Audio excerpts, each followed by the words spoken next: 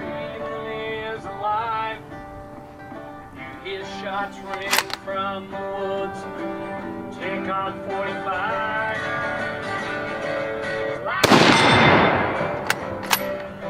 Wherever any probably should. It's coming to you. In the land of free. Life is good. He's always shaking down in the woods. He probably wouldn't live. Life is good. He wouldn't live if he could. Life is good.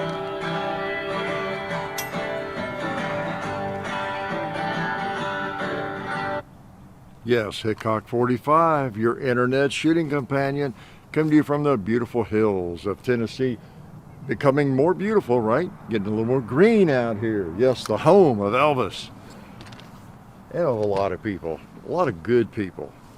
Every state has some ne'er-do-wells, right? Tennessee has a lot of really, really good people, as opposed to what you've heard the last week or two from some strange folks, right? Trying to use pull the racism card to promote their their anti-gun activities. You know, it just never ends, does it? But anyway, lots of great people in Tennessee. If you've never been here, you'd love it, and you would enjoy living here, regardless of your race, creed, color, religion, gender, all that stuff. You would find yourself really quite at home almost anywhere in Tennessee. Yep. There's probably a Neanderthal somewhere. Yep, just like in your state, in your town. You know, you're going to have one of those somewhere. Yep, going to happen. But not much in Tennessee. Really, for the most part, most people are not, well, by a large margin. I don't know what percentage you'd use, 98, 95, 99, 100% of people. Everybody has their flaws and faults, but yeah, that crazy bigotry charge that just comes at everybody constantly is lost all of its steam, lost all of its meaning, right? Like I used to tell my students, if just kind of a logic thing, you know, if everything is up, nothing's up. If everything is green, nothing is green. Yeah, right? If everything is impossible, nothing's, you know, I mean, everything is a range, right? So anyway, you know what I'm talking about. And I'm here to shoot some firearms. Did you know what that was? If you read the description, you knew. I always put it in the description, what I have out. My matching German Mauser Oberndorf. This is the BYF Mauser, all matching. This is my primo Mauser. Well, the only one other than, well, my G98. Yep, and this one. And I'm not a Mauser collector. You know, I can be about some firearms, have several of them, just in case I run out. But with Mausers, I'm happy with that G98 and with this. I had another one, which I since sold, traded, or gave to John. I forgot how that ended up with him, which is a nice one. But that one is not all matching. It's a nice one, and it's well, I'm not going to say it because I forget. But you know, this is a beauty, and I just enjoy that 8mm round. It's fun to shoot. It really is. Nice range. You notice how hard it hit some of that stuff. I know you're not looking at close-ups on this, but you know, Sunday videos, but boy, hits everything hard. The bowling pins and you name it. That 8mm is a pretty stiff round. You know, it's not a small cartridge either. Yeah, fun to shoot. I like it. I like it. So yeah, glad you're here. I'm probably, as you're watching this, just about to get back from the NRA meeting. Yeah, so I probably saw you there, even though I'm here, even though I haven't been there yet. Actually, for you all, I have been there, right? I don't know, either way. But anyway, I had to do a little early this week because will be at the NRA meeting. meeting and greeting you. Hopefully I met a lot of you, and I'm sure I did if I made it there, and you made it there. And hopefully you made it out to the Silencer Central meet and greet and the SDI meet and greet there on the floor of the exhibits. And hopefully I saw you. Hopefully I didn't insult you or anything, you know, just because you look kind of funny. Yeah, hopefully I didn't. I probably didn't, because you don't insult me because I look funny. So I'm not going to insult you because you look funny. So anyway, that's quite an event, isn't it? Unbelievable gun show. Unbelievable gun show. It really is.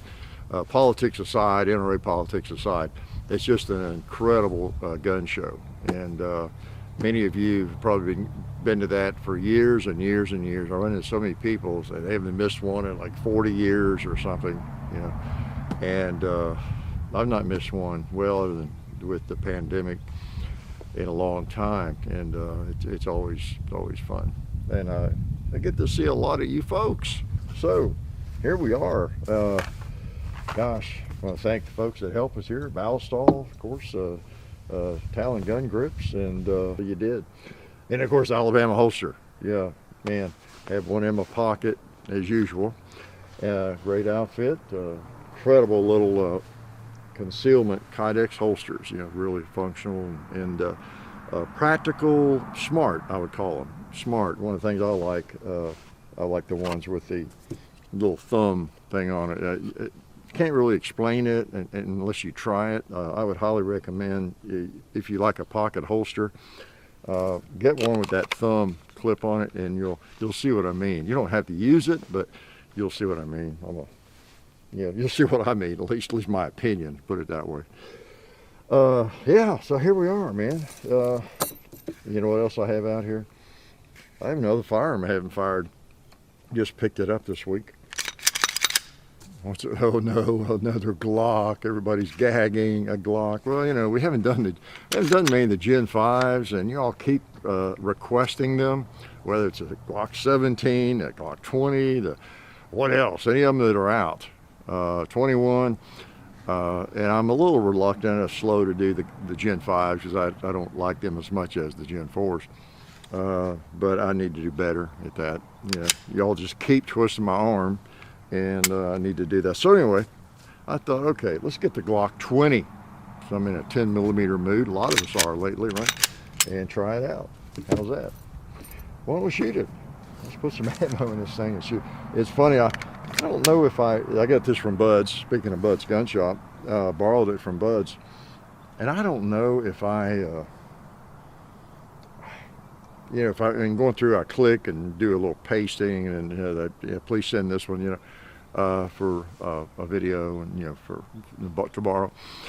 Maybe I clicked on the one that's, or maybe it's the only one they had, or I clicked on the one that said 10 rounds. There's, you know, in a lot of firearms, there's a, you know, whether it's the same gun, but they'll have a 10 round version, you know, just to make sure it's the ones that go to California. Those are the ones that go to California or Massachusetts or wherever, some less free state, you know. And somehow I got one with 3 mags, but they are, I warn you, because this is the one that'll end up eventually on e-gunner. It does have the 10 round magazines, but there's lots of mags available, so not a big deal. I've got one of my double mags. I've got a couple of 10 round. I'm not gonna shoot that much, but I thought I'd try it. Take the first shots on camera. How's that? Okay, let's do that. Make sure we're recording. Yeah, I don't want to be out here talking to myself.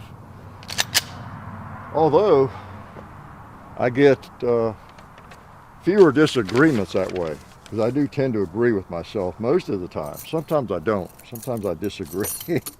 Well, let's just shoot that paper. Want to? 10 millimeter from a Glock coming up. Whoa. Same hole. Now that is accurate. That is accurate. All right. Cowboy. Okay. That was a 10 round mag. All right, seems to work. Imagine that. Remember last week, I think I rattled on a little bit about how we could almost trust a gun right out of the box to carry, you know, that's your carry piece without ever firing it. again, I wouldn't recommend it. But if you're familiar with the gun, like I've shot Glocks my whole life, I could put this in a holster, pull it out of the box, and I'd feel pretty well armed. If I got killed for lack of shooting back because it wouldn't function, what can I say? I would just, okay, it was a stupid thing to do, but, and I deserve what I got for not being able to shoot back. But who'd have thunk it? I don't know that I've ever had that happen before. Well, and not just Glock, it could be an M&P, it could be a Ruger, it could be almost any of the new polymer pistols, the generations of polymer pistols, SIG, whatever. You just know 99.9% they're going to work. Pull out of the box and put ammo in it, it's going to work, right? So now it'll mess up. Yeah, now it will. So anyway, 10 millimeter, Gen 5, it's got the slide lock on both sides, totally ambi, and serrations up front. What else? Of course, it's set up near the plate there for optics, and there's no fanger grooves. Sorry, fanger grooves. I'm in Tennessee. Fanger grooves. Okay. Yeah. So no extra winder dressing, right? All right, it works. What do you expect? Here I am again. Talk about a contrast. 1943 Mauser versus 2023 Glock. Okay, pretty cool. What am I forgetting? Anything? Well, we're into April here, getting deeper and deeper. Leaves, yeah, looks a lot greener out through there, doesn't it? Next week, well, every week you're going to see a little change, a little more green background, getting more privacy back. It's kind of nice. It really is. Not to overthink it or overtalk it. It is as bad as things have been happening. Now we got another one in Louisville, and I don't know. The sad thing is it's just all around sad that there are people in society.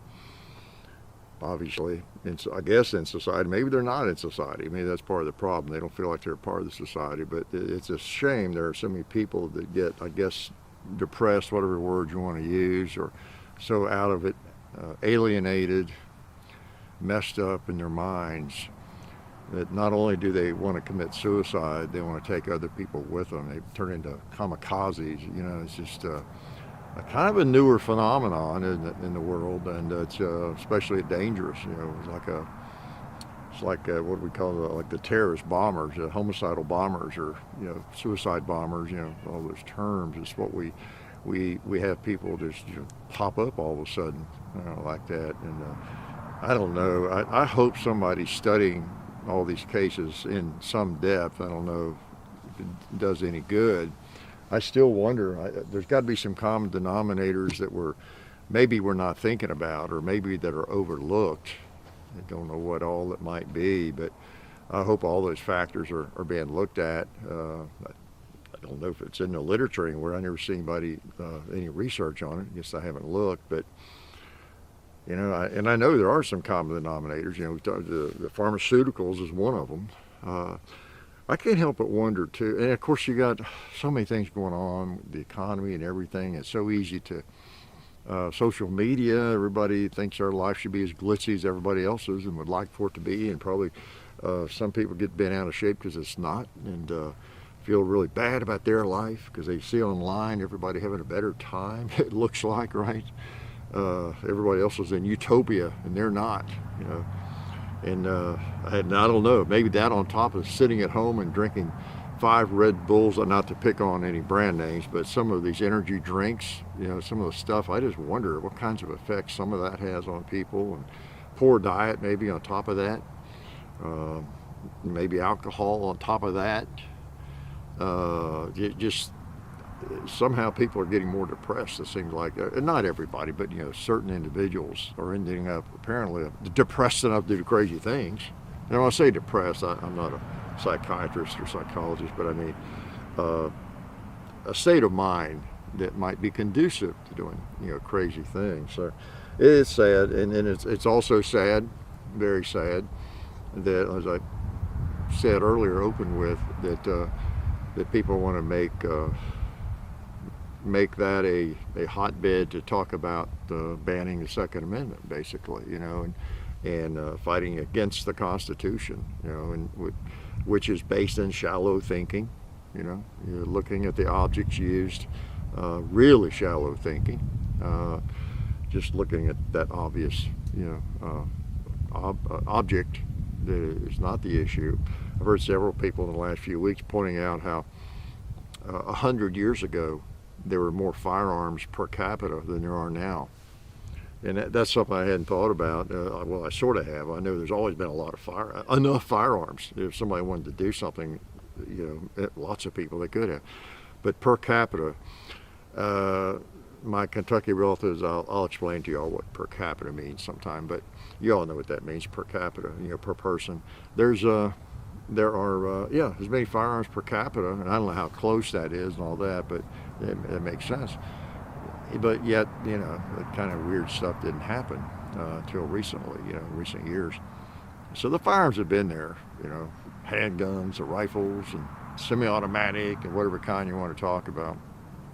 It's the people that have changed. Yeah, so it's sad, it really is. And that would be part of my advice for young people. Again, always, don't be misled. It's really easy to get emotional about things. It's easy for me. You think of it, for anybody, if you're human, if you have a heart, I can't even imagine kids, but it's, that's how various countries through history have lost their freedom, through very emotional or charismatic leaders, dictators, or just someone tugging at their emotions, rather than the common sense side of it. So you just have to ask, we all have to ask ourselves, what is the Constitution worth? Because freedom is not perfect, it's not clean, but it's the better choice. That's what most people think, that value freedom, value what this country stands for, what the Constitution stands for. That, no matter what your system is, it's going to be kind of messy, and it's not going to work 100%, right? Just not going to. We're humans. It's always going to be awkward, and things are not going to work out at all very well sometimes, and have problems. No matter what the system is, that's just the way it is. So it comes down to what kind of which kind of problems do we want to live with, and I would rather have the problems that come along with freedom, and the risk that comes along with freedom and all that, than the risk that comes along with an absolute police state, So anyway, enough on that. Just don't let people tug at your emotions to the point where you're not thinking clearly on things. Would be my advice, whether you're old or young, in between, ancient, or a newborn, right? That's what I need to start doing, is giving advice to infants. Yeah, they might think I'm wise. They might think I'm pretty smart. Someone who is 1 year old, is that still an infant? I might still be an infant at my age. I don't know. So what about, let's shoot some more of this German Mauser. Since I got it out and got it dirty, am getting it dirty. Man, what a masterpiece. Oh, wow. The serial numbers on everything that match. I know that's a little anal, but it is cool. Just knowing this is the way it came from the factory in '43. It has no bearing on how it operates, at all. But it's just cool, and it makes it more of a collector's piece as far as the value, maintaining and increasing in value through the years and all that sort of thing, I guess. So, yeah, y'all might remember some of the first videos, first one or two did with this. I guess I should load it. I think I have a clip of ammo. Look at that, an actual clip, not a magazine. Remember, they slide in here. If you're new, you're probably not watching a Sunday video. Speaking of that, disclaimer, this is a shooting, talking video. Still, on rare occasions, I'll see somebody get upset. They just don't know the drill around here. I forget because we've been doing this for like 15 years, and not exactly the Sunday videos, but 15 years, and a lot of you have been around a long time. You know how strange I am and all my idiosyncrasies, and I forget that some people don't.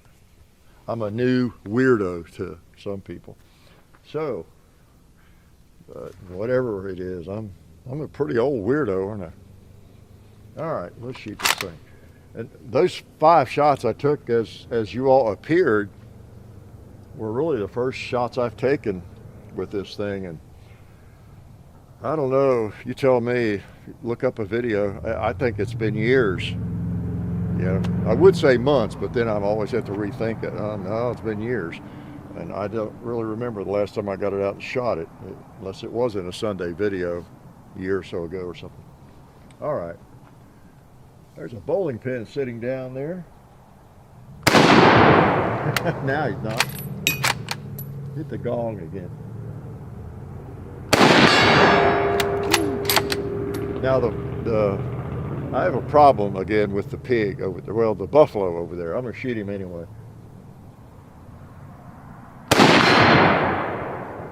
I think I hit him, but he's not gonna ring. That's for sure. Red plate does a little bit, plus it moves. There's a red bowling pin. Yeah, I was over there painting the targets a little bit ago. I thought the buffalo wasn't making much noise. Was it last week? I thought I hit him maybe with whatever I had, but I couldn't tell. So it wasn't much noise. Well, as I've explained before on some of the target construction, how I do it with the heavier targets, you can't just put them on a plant hanger, shepherd's hook, and expect them to stay. That weight will just pull it over. So on the heavier ones, I put a fence post behind them, and I wire the shepherd's hook to it. Just give it some more stability. On that one, I used a small, really kind of a flimsy, the metal fence post. Not really a fence, I guess, but they're not as long, and they're very, very light. But I thought it'd be enough.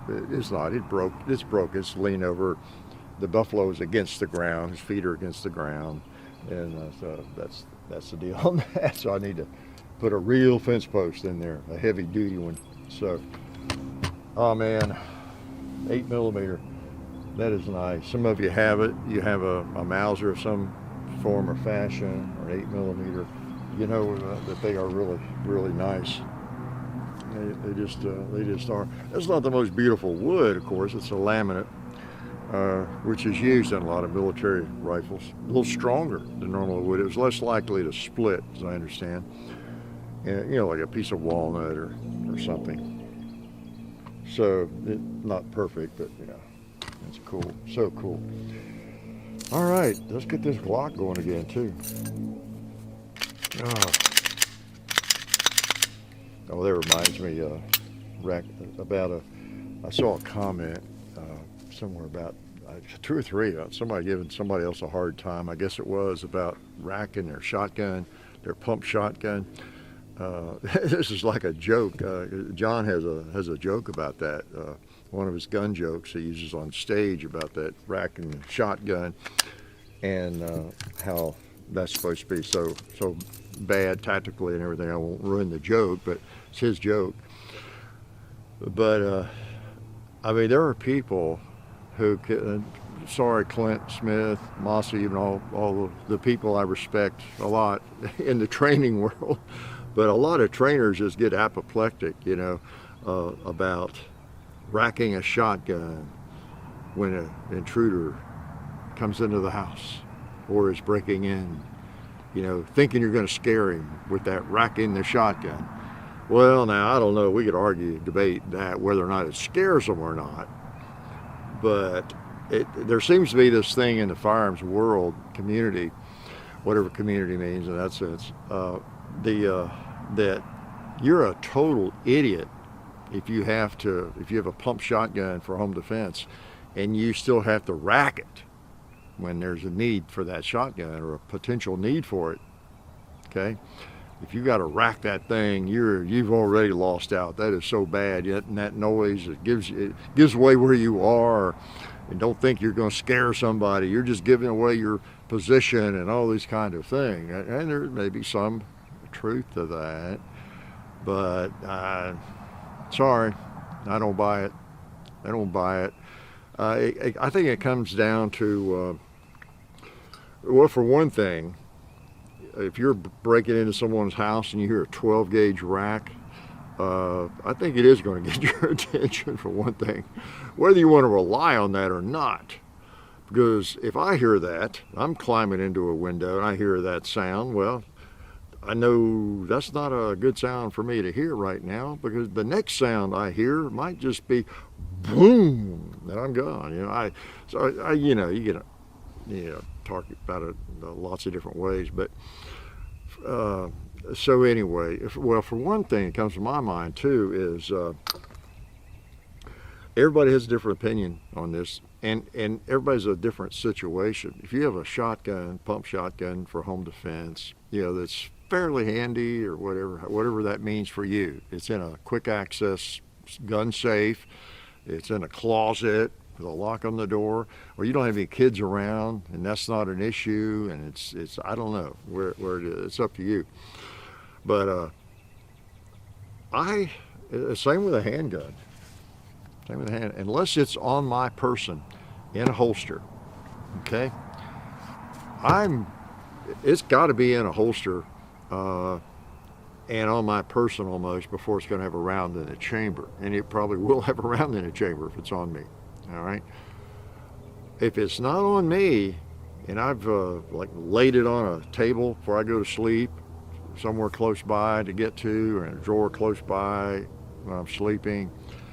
Same with a shotgun. If it's almost within reach, whatever, or in reach.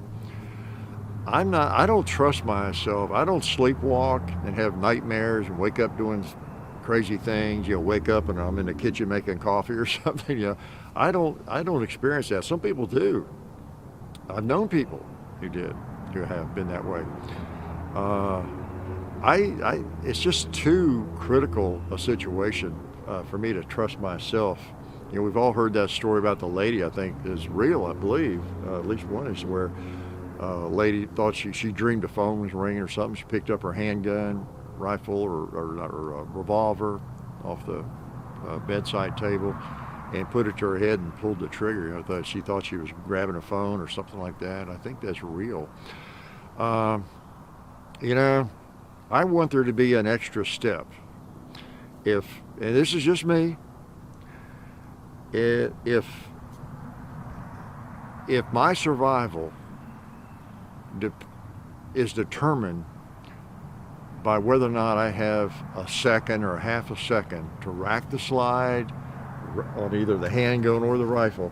If I don't have time to get to the gun, grab the gun, and if I don't have time to do that, shotgun or handgun, I'm in trouble, man. Anyway, I'm probably a goner either way, the way I look at it. Because if I grab that gun, then I can rack that slide, and I want to have to put two hands on it. That's kind of a safeguard for me in the middle of the night. So there's just a lot of other more important factors. It's like people obsessing over a bullet weight or 50 feet per second in your carry ammo and that kind of thing. There are so many other factors that are way more important than that. What kind of security you have at your house? Do you have an alarm system? Is it going to wake you up? You have glass breaker alarms? You have dogs? Are you a sound sleeper? All those sorts of things. Do you lock the bedroom door? Are you going to hear somebody coming in or not? Or all those sorts of things. Lots of different levels of security. If it gets down to the point where somebody's standing over you and ready to shoot you, and the only way you have any chance is that you just go for your gun this ready to go, you're probably a goner anyway. So that's the way I look at it. That's the way I look at it. Because I can grab a gun and get it into action pretty quickly. Any of you can, right? So anyway, the pump shotgun thing, it just, I don't know, it's something to argue about, you know, like we firearms people are prone to do, right? But I don't see it as a problem. I'm probably going to have a pump shotgun to where if it's for defense, and I do have one, I get out for home defense, and it's not going to have a round in the chamber. Yeah, I want to rack one in. I want to grab it and rack one in. Okay, in some ways, is again just my opinion. I think I almost feel better about knowing I got a rack around in than just picking it up and you know, as quickly as possible and disengaging safeties and all that kind of. I'd rather my safety kind of be having to rack around in that chamber and ready to go. I don't think it's that big a deal. That's it. But everybody has to do what they are comfortable with in a safe environment, you know, being safe with it too. Doesn't take much to fire a gun. If you got anybody else in your house and that gun's available, I mean, I know people do it. I have a round in the chamber, ready to go on a shotgun or a handgun, and you know, especially a shotgun. It's a little more of an issue locking that thing up and having quick access. But anyway, I just think it's interesting how people argue about that a lot. Can I shoot the 10 again? Uh-oh, here's a double stack magazine. Let's see if this is an old magazine. Let's see if it works. All right, 10 millimeter.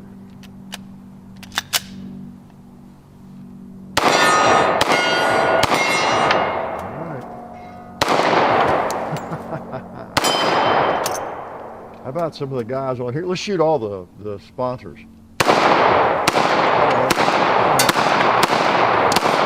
Got them all.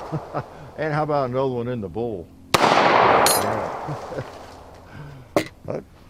It works. Like I said, you could probably go down to your local gun shop, pick up a firearm like this, M&P or SIG, and put it in a holster, and know it's gonna, almost know it's gonna work, right?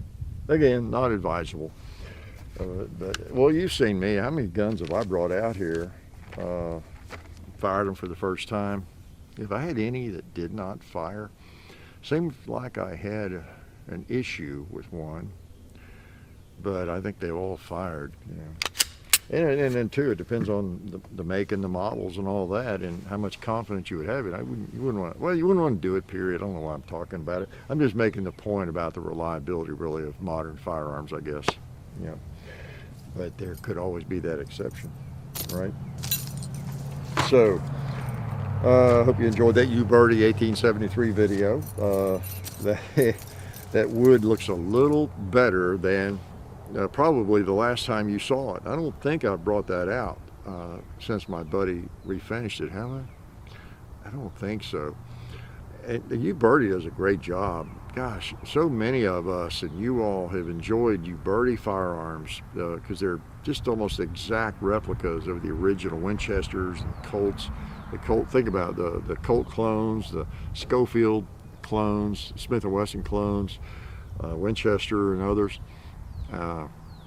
It's the same thing essentially the same thing out of Italy. We could argue about the metal and what the differences might be, but just the feel, the taking you back into history and the shooting of them, it's essentially the same, isn't it? And it's just really nice, and that's been a good one. I'll tell you what, that has been a good one. And one of the attractions to a U-Birdie and a firearm like that, a lever gun, or any of the reproductions, is that, well, you're not going to find an Old West Winchester. Now there's some new ones. Winchester makes some of those firearms now, but I don't know if they make they make an 1873 and 45 Colt, I think now, and some things like that, but not the old Winchesters. You're not going to find an old one chambered in a convenient cartridge. They're going to be 4440, and even if you've got access to a lot of 440, a lot of it, that ammo, you're not going to want to maybe shoot it 1,000 times a month. Those old Winchesters are investments, really. Of course, I'm one to talk. I shoot them, don't I? when I have a firearm like that, I shoot it. But yeah, for you want a gun to go practice a lot and shoot cowboy action matches. Most competitors grab you know, a reproduction for that. Not everybody, and yeah, if I was still doing it, I would shoot the one I have that the fella gave me. I would shoot it occasionally, maybe in a match. Just it's cool. I used to shoot my Colts in those matches. You know, as long as you clean up guns, they do pretty well.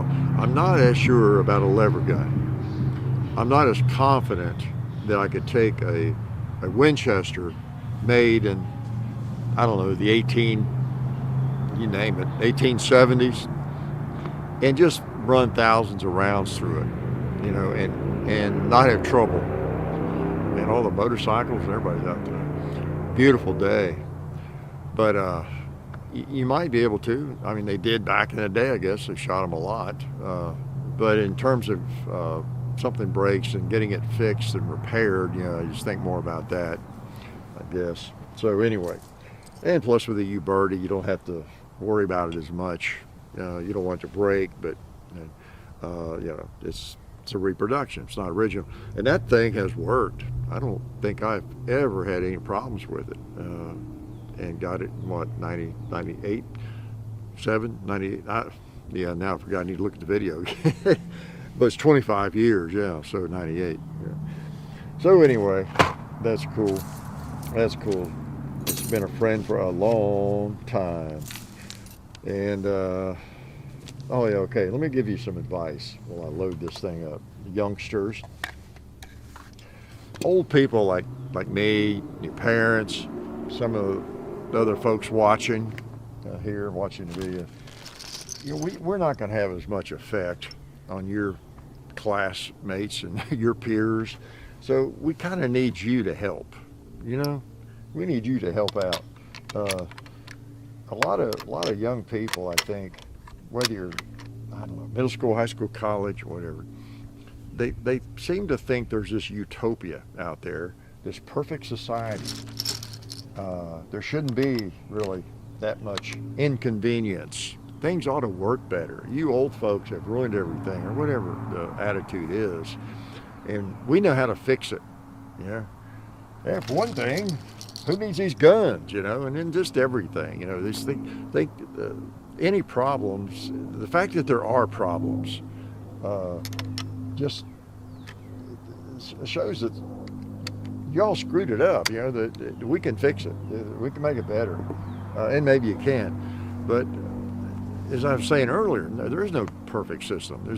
They're all flawed, severely sometimes. You need to be the ones to help convince your peers of this.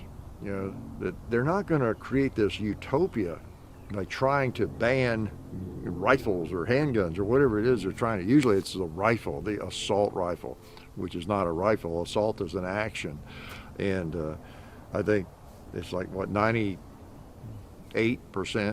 of shootings or murders are with handguns. It's a really small percentage with rifles to begin with, and all this focus on assault rifle. You know, assault is an action. You know, no firearm is capable of assault or kindness. They're just inanimate objects, piece of metal, plastic, wood, whatever. They're not kind. They're not mean. You know, so I think you all can do more to try to keep your peers on a common sense road pathway as much as possible. Okay? Wow, because you all are going to grow up and be the legislators. You know, man, study history, think about things. You know, it's just crazy the way some people thinking they're going to create this perfect society. I hope you've read The Giver. It's a very good illustration of that. Life is dangerous. I mean, it's dangerous. None of us are going to get out of it alive. Yeah, we get in 2, 3 ton, 4 ton cars, whatever they weigh, and we drive 70, 80 miles an hour down the road, just barely missing other cars right alongside of them coming our direction, and just barely missing each other, and We climb trees, we're on ladders, we have chainsaws, we have firearms, we work with knives all the time. We're on tractors and cars and four-wheelers and motorcycles. And, life is just, there's just a lot of danger in the world, and we accept that. It's part of life. We're not going to live forever. And we just do things that we think need to be done. We have tools that are extremely useful. They got the other side is danger, and it's just the way of the world. We go swimming. Think about all the people that drown every year, but we love to swim. We get eaten by a shark, but we go surfing anyway, and it's just, things are just gonna happen. Guns are dangerous. There's no hiding that. Otherwise, they would be useless. The Second Amendment wouldn't mean anything if these things were not dangerous and lethal, potentially lethal. That's why the Second Amendment is effective. Why we have the freedom. I think too many people, and especially young people, I'll say, are trying to remove all the danger from society. And wow, it's going to be a boring place around here in 50 or 80 years. That's all I can say. Not that I go looking for danger. All right, let's shoot this thing again.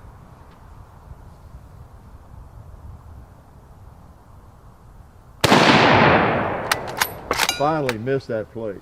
Oh, there's a bowling pin sitting down there.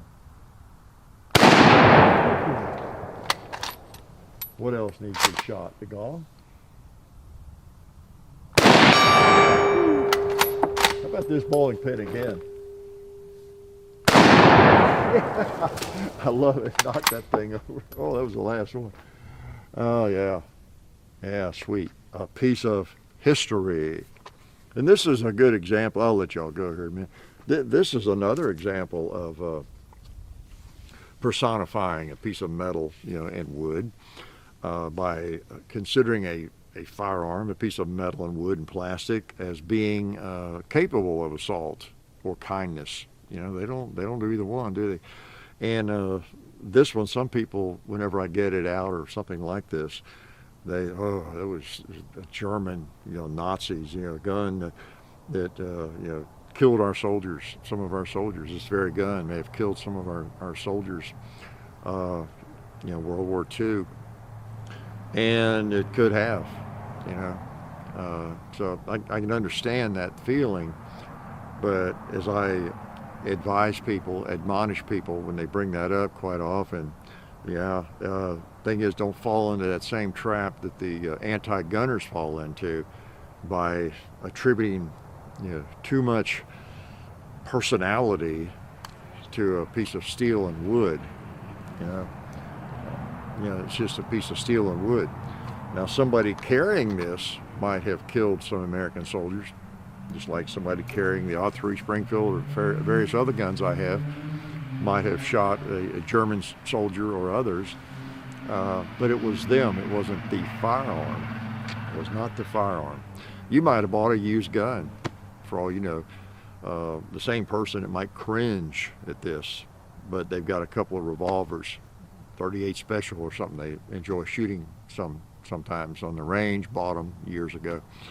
For all they know, before they bought that gun, somebody committed murder with it. Yeah, I don't know, it's a used gun.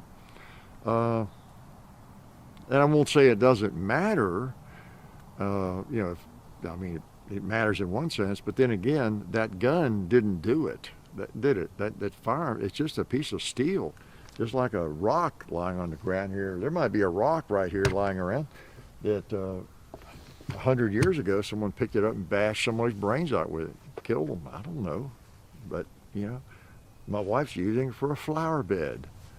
I don't know. So we humans are the ones who have the potential, the capability of being kind, mean, of assaulting somebody, of loving somebody, caring for people. Yeah, we humans are the ones who have those characteristics and qualities. Yeah, deficits or whatever, not these pieces of metal. So boy, I'm in a preachy mood today, aren't I? Yeah, thank gosh, I better let y'all go. So anyway, good to see you all, and it was, I'm sure, very good to meet you all that I met yesterday, at the NRA meeting amongst that crowd of people. Yeah, so if you didn't make it to this one, plan for next year. I'm not even sure where it is. I think they haven't decided on next year. Normally you can look out 2 or 3 years in advance where they're going to be. But at this point, I've noticed they haven't really decided. But keep track of that and try to make it if you live anywhere close. Really, really, really good gun show. Because a lot of people don't. Most people, you don't get to just go to a large. You've been to maybe a trade show of some kind with your work or something, or some home building show in your town, whatever, where there's booths of various things, companies. The NRA meeting, the exhibits, where you have, think about it, if you like firearms, well, there's like Ruger or SIG, and I guess they're all going to be there, or Smith & Wesson and Glock. They have these massive booths with all their firearms, and sometimes in many of them duplicates, and you can walk around and handle them and snap the trigger, test them, and talk to their reps about them and all that kind of thing. So if you can imagine a gigantic room with all the firearms manufacturers essentially, and accessory manufacturers as well, being there to just fondle all the wares, and at your leisure, it's pretty neat. It's good opportunity. Yeah. So anyway, I'm not telling some of you anything. You already knowed that, didn't you? Yep, you knowed it because you was there this weekend. And I hope to be back here next weekend. And I don't think I have any announcements that I forgot. Do I? No, I don't think so. So hope you saw the short, well, of course it's too late now, I posted about the NRA meeting. It might be why you showed up. You didn't know it. And again, if you missed it, you live in Indianapolis, or somewhere 20 miles away, and don't write me or leave a comment. Oh, if I'd known you were going to be here. Oh, so the NRA meeting was in Indianapolis? I'm just 20 minutes away. I would have gone if I. Don't want to hear that. Don't want to see that. I've been talking about it every Sunday for 2, 3, 4 weeks, right? So you should know, if you're following the videos, about the meeting, the NRA meeting, the exhibits, and the fact that John and I are going to be there, and we were there. So I'll let you go, and I'll try not to be mean to you just because you didn't listen and didn't show up. Okay? Thanks for watching, y'all. Life is good.